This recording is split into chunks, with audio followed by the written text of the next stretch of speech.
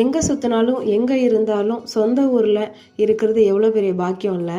அன்றைக்கி ஊருக்கு தான் கிளம்பியிருந்தோம். எங்கள் மிஸ்ஸுங்கெல்லாம் ஸ்கூலில் பொங்கல் வச்சுருந்தாங்க. அன்றைக்கி ஒரு நாள் லீவ் போட்டுட்டு முன்னாடியே போயாச்சு. ஒரு 4 பஸ் ஏறி தான் அதுக்கப்புறம் ஊருக்கு ரீச் ஆகியிருந்தோம். இப்படியும் அங்கே இருக்க முடியாதுன்னா அங்கேயும் ஒரு கோலத்தை போட்டு ஹாப்பி பொங்கல்னு எழுதி வச்சுருந்தேன்.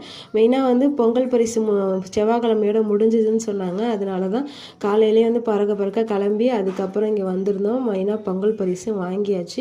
3000 ரூபா காசு, 1 கிலோ சர்க்கரை, 1 கிலோ பச்சரிசி, ஒரு கரும்பு கொடுத்துருந்தாங்க. லாஸ்ட்டாக வந்திருந்தனால கொஞ்சம் இந்த கரும்பு தான் கிடச்சிச்சு.